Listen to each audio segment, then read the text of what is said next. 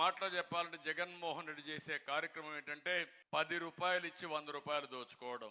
నేను ఇచ్చిన కార్యక్రమం 10 రూపాయలు ఇచ్చి ఇంకా అవసరమైతే 15 రూపాయలు ఇచ్చి 100 రూపాయలు సంపాదించే మార్గం మీకు చూపిస్తా. 100 రూపాయలు సంపాదిస్తే అక్కడి నుంచి 1000 రూపాయలు సంపాదించడం పెద్ద కష్టం కాదు. తెలివి కొంతమంది సొత్తే కాదు, ఆ విషయం మీరు గుర్తుపెట్టుకోవాలి. మొట్టమొదటిసారిగా అనిపిస్తుంది 10 రూపాయలు సంపాదిస్తే 10 రూపాయలు 100 రూపాయలు సంపాదిస్తుంది. ఒకప్పుడు శారీరకంగా కష్టపడేవాళ్ళం, ఇప్పుడు శారీరకంగా అవసరంలా. అందరికీ సెల్ ఫోన్లు వచ్చేసాయి. మిమ్మల్ని చూస్తున్న అప్పటి నుంచి నా మాటలు వింటూనే ఉన్నారు. కొంతమంది అవసరమైతే ఇక్కడి నుంచి లైవ్ పెడుతున్నారు. మీ ఇంటికో లేదంటే మీ ఆడవాళ్ళకో లేదంటే మీ పిల్లలకో వినిపిస్తున్నారు. కొంతమంది అయితే మీ ఇంట్లో ఏం జరిగేదో మళ్ళా మీరు మానిటర్ చేసుకుంటున్నారు. అంటే వర్చువల్ వరల్డ్ గా తయారైంది ప్రపంచం అంతా. పనులన్నీ రియల్ టైంలో సమీక్ష చేసుకునే పరిస్థితికి వచ్చేసాం. అందుకే నేను ఆలోచించేది, ఈ రోజు నేను చేసిన పని మీరు ఒక్కసారి ఆలోచిస్తే 25 సంవత్సరాల కంటే ముందేసిన ఫౌండేషన్ ఈరోజు హైదరాబాద్ ఒక నమూనా. హైయెస్ట్ పర్ క్యాపిటల్ ఇన్కమ్ దేశంలోనే.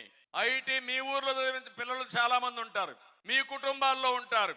అతనికి మీ ఊర్లో ఉండే వాళ్ళకి వ్యత్యాసం చూడండి. ప్రపంచంలోనే ఎక్కువ ఆదాయం సంపాదించే వాళ్ళు ఎవరంటే తెలుగు జాతి. దానికి కారణం తెలుగుదేశం పార్టీ ఆ రోజు చేసిన ఫౌండేషన్. ఇప్పుడు నా ఆలోచన ఒకటే, అది కొంతమందిని చేయగలిగాం. ప్రతి ఒక్క వ్యక్తిని పేదరికం నుంచి ఎందుకు పైకి తేకూడదు, అది చేయడం కోసమే P4 ఫార్ములా. P3 అనేది పబ్లిక్ ప్రైవేట్ పార్ట్నర్షిప్ అనేది సంపద సృష్టించడానికి పనిచేసింది. పబ్లిక్ ప్రైవేట్ పీపుల్స్ పార్టిసిపేషన్ అనేది ప్రతి ఒక్క వ్యక్తిని సంపద సృష్టించడానికి ప్రజలే ఆస్తిగానే పరిగణిస్తున్నా. ఇంట్లో 5 మంది ఉన్నారు, వాళ్ళకు భూములు లేవు. ఈ 5 మంది ఆస్తిగా పరిగణించి ఆదాయాన్ని ఎట్టు పెంచాలో ఆలోచిస్తున్నా. అది సాధ్యమని నిరూపిస్తాం.